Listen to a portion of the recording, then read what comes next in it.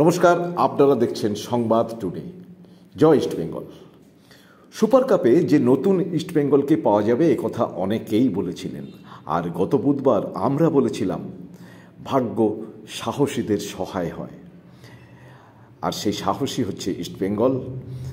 কারণ ইস্ট বেঙ্গলের coach Carlos Cuadrat, এই স্পেনীয় ভদ্রলোক শুধু সাহসী নয়, একেবারে অন্য ধাতুতে গড়া, অন্যদের থেকে একেবারে আলাদা।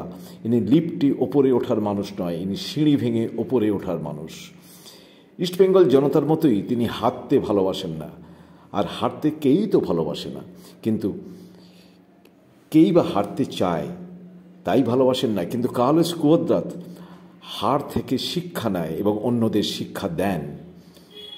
এবারের আইএসএলের প্রথম দিকের ইস্টবেঙ্গলকে একবার ফিরে দেখুন, গোল করেছে আবার গোল খেয়েওছে, তাই শেষ দিকে হঠাৎ ডিফেন্সের ত্রুটিতে গোল খেয়ে বসেছে, আর এর ফলে জেতা ম্যাচ হেরেছে অথবা কোনো রকমের ড্র করে বেঁচেছে।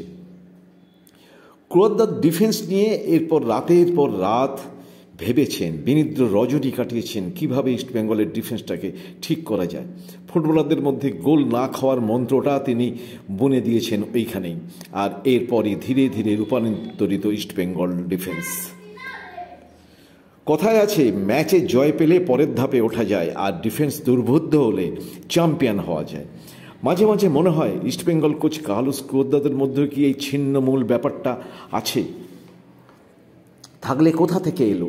তার পারিবারিক ইতিহাসেও কি আমাদের মতো একটা বাঙাল মানসিকতা কাজ করে? তা না হলে এইভাবে তো ইস্টবেঙ্গলের জনতার সঙ্গে একাত্ম হয়ে যেতে পারেন না কেউ। এই আবেগের সঙ্গে এক হয়ে ইস্টবেঙ্গল সমর্থকদের সঙ্গে কি অবলীলায় না তিনি মিশে যেতে পারেন, আর তা সঞ্চারিত করেছেন খেলোয়াড়দের মধ্যেও। আবার দেখুন, অধিনায়ক ক্লেটনকে গোলে ফিরেছেন সময় মতো, পিছিয়ে পড়ে গোল এনে দিয়েছেন, আবার গোল করেছেনও দ্বিতীয়বার। গতকাল যে ইস্টবেঙ্গল 3-1 গোলে জিতেছে মোহনবাগানের বিরুদ্ধে, তার মধ্যে ক্লেটনেরই 2টো গোল।